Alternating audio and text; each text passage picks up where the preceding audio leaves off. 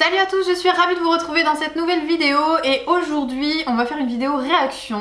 Effectivement j'ai pas trop l'habitude de faire ça encore sur la chaîne mais je sais que ça vous plaît et donc je me suis dit pourquoi pas me lancer là-dedans, ça peut être assez sympathique. Et aujourd'hui je voudrais vous parler d'une vidéo qui est assez grave, qui est assez inadmissible également de par le sujet dont elle traite. Effectivement je suis tombée sur cette nouvelle il y a 2 semaines maintenant et j'ai pris le temps avant de vous faire cette vidéo là pour vraiment faire des recherches, prendre toutes les informations qui étaient intéressantes potentiellement pour vous et pour traiter du sujet dans cette vidéo.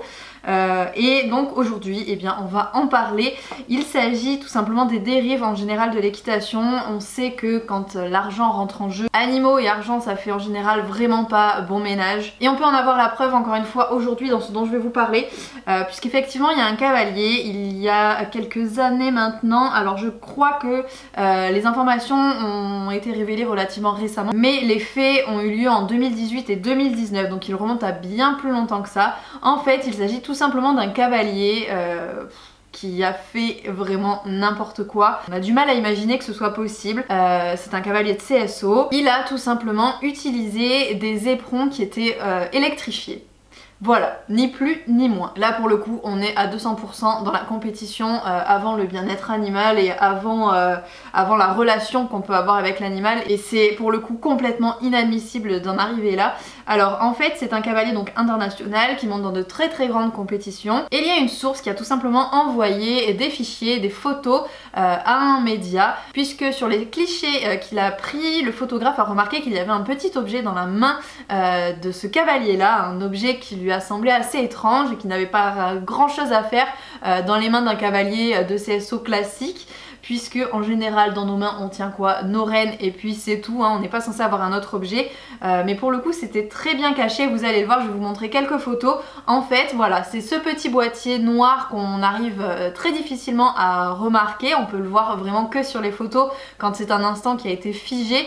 Autrement dit dans la compétition je pense que c'était totalement impossible de le remarquer, de s'en rendre compte, et ça a été fait aussi pour qu'on ne le remarque pas bien évidemment, et ça a été extrêmement discret puisqu'on sait très bien que si ce cavalier se faisait prendre sur le moment il allait être disqualifié et voilà, il pouvait plus participer à des compétitions, voire il aurait eu des sanctions derrière, ce qui était totalement normal, hein. Je pense que c'est la moindre des choses.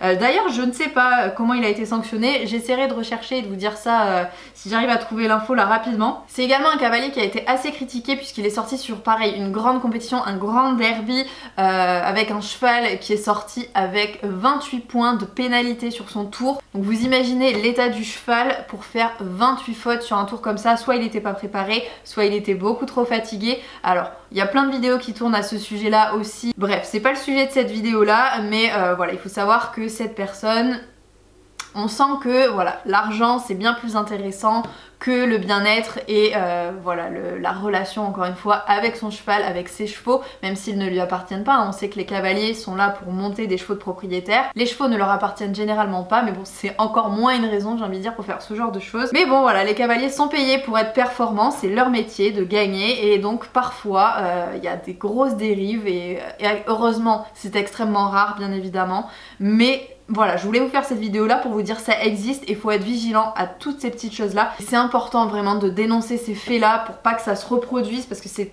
tellement n'importe quoi. Et donc pour en revenir au sujet même de la vidéo, donc ce petit boîtier dont je vous parlais, en fait il est relié directement par un fil qui se prolonge dans la manche, dans le manteau, dans la veste, dans le pantalon, et donc est relié au bout aux éperons du cavalier, pour que quand ce cavalier appuie sur le bouton, eh bien ça déclenche une décharge électrique pour que le cheval réagisse encore plus aux éperons, tout simplement pour augmenter le mouvement en avant. On se dit vraiment qu'il y en a qui sont prêts encore une fois à tout pour gagner, et c'est vraiment inadmissible. Enfin il y a vraiment deux types de cavaliers hein, concrètement, il y a ceux qui sont là pour le sport et pour la compétition même, et il y a ceux qui sont là pour la relation qu'ils ont avec l'animal. Alors l'un ne peut pas aller sans l'autre bien évidemment, hein. Pour gagner il faut aussi avoir une belle relation avec son cheval, c'est important. Et c'est pas comme ça qu'on gagne. Et il faut savoir que cette personne là, quand elle a été donc dénoncée entre guillemets, Elle a répondu tout simplement en disant qu'elle aimait les chevaux, qu'il aimait ses chevaux et qu'il en prenait grand soin.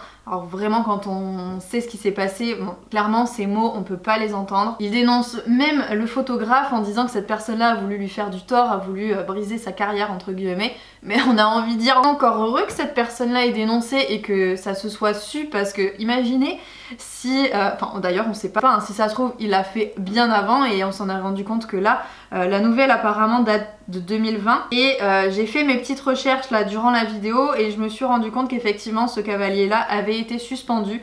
Donc pour ses dérives hein, tout simplement.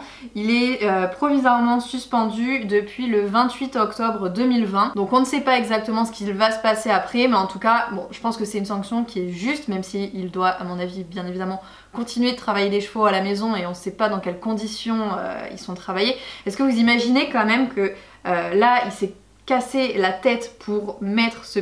Enfin fabriquer cet outil pour voilà, le mettre dans sa main et le relier directement aux éperons, mais imaginez de façon à ce que bien évidemment ça ne se voit pas ou ça se voit le moins possible une fois qu'il est à cheval, mais imaginez ces gens-là quand ils sont enfermés chez eux à la maison, dans leur propriété. Qu'est-ce qui se passe? Il n'y a personne pour les regarder, ou du moins il n'y a que des gens qui sont entre guillemets complices et qui sont d'accord avec la ligne de conduite que tient ce cavalier là. En général hein, quand on travaille dans des écuries c'est qu'on est d'accord et qu'on a un petit peu le même point de vue que le cavalier qui tient les écuries. Et là enfin imaginez ce qui peut se passer à l'entraînement quoi, à la maison, vraiment.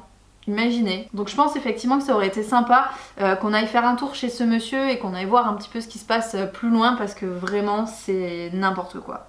N'importe quoi, c'est... Enfin, même le cerveau ne peut pas comprendre pourquoi on fait des choses comme ça aux animaux, c'est n'importe quoi. Alors ce cavalier là, bien évidemment, ça reste, comme je l'ai dit, une exception. Tous les cavaliers de CSO, fort heureusement, ne sont pas comme ça. Mais voilà, il faut se sensibiliser à ce genre de choses, garder les yeux ouverts parce que voilà, il y a des malades partout concrètement. Mais dans la grande majorité des cas, ce sont des cavaliers extraordinaires. On sait qu'on a beaucoup de cavaliers français qui sont géniaux et qui ne pensent qu'à une seule chose, c'est vraiment au bien-être de leurs chevaux. Et ça, il faut le souligner également, hein. C'est pas le haut niveau qui est pourri, etc.